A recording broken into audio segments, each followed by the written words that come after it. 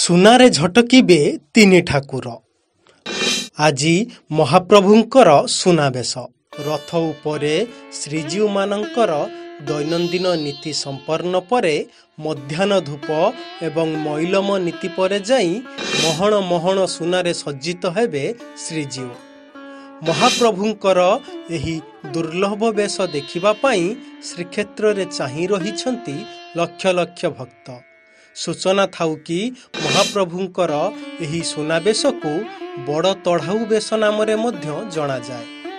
ବଡ଼ ଠାକୁର ଶ୍ରୀ ବଳଦେବଜୀଉଙ୍କୁ ଲାଗି ହେଉଥିବା ଅଳଙ୍କାର ହେଲା ଶ୍ରୀପୟର, ଶ୍ରୀଭୁଜ, କିରୀଟ, ଓଡ଼ିଆଣୀ, କୁଣ୍ଡଳ, ଚନ୍ଦ୍ରସୂର୍ଯ୍ୟ, ଆଡ଼କାନି, ଘାଗଡ଼ାମାଳି, କଦମ୍ବମାଳି, ତିଳକ, ଚନ୍ଦ୍ରିକା, ଅଳକା, ଝବାକଣ୍ଠି, ହଳ ଓ ମୂଷକ, ବାହାଡ଼ାମାଳି, ବାଘନଖମାଳି, ସେବତୀମାଳି, ତ୍ରିଖଣ୍ଡିକା, କମରପଟି।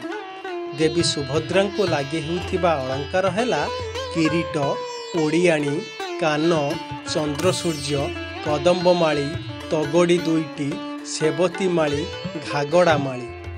ଜଗତର ନାଥ ଜଗନ୍ନାଥଙ୍କ ପାଖରେ ଲାଗି ହେଉଥିବା ଅଳଙ୍କାର ହେଲା କିରୀଟ, ଓଡ଼ିଆଣୀ, ଶ୍ରୀପୟର, ଶ୍ରୀଭୁଜ, ଚନ୍ଦ୍ରସୂର୍ଯ୍ୟ, ଆଡ଼କାନି, ଘାଗଡ଼ାମାଳି, କଦମ୍ବମାଳି, ତିଳକ, ଚନ୍ଦ୍ରିକା, ଅଳକା, ଝବାକଣ୍ଠି, ସ୍ୱର୍ଣ୍ଣଚକ୍ର ଓ ରୌପ୍ୟ ଶଙ୍ଖ, ହରିଡ଼ା, ତାବିଜମାଳି, ବାହାଡ଼ାମାଳି, ତ୍ରିଖଣ୍ଡିକା, ସେବତୀମାଳି, ତ୍ରିଖଣ୍ଡିକା, କମରପଟି। ବ୍ୟୁରୋ ରିପୋର୍ଟ, ମୋ ଓଡ଼ିଶା ନ୍ୟୁଜ୍।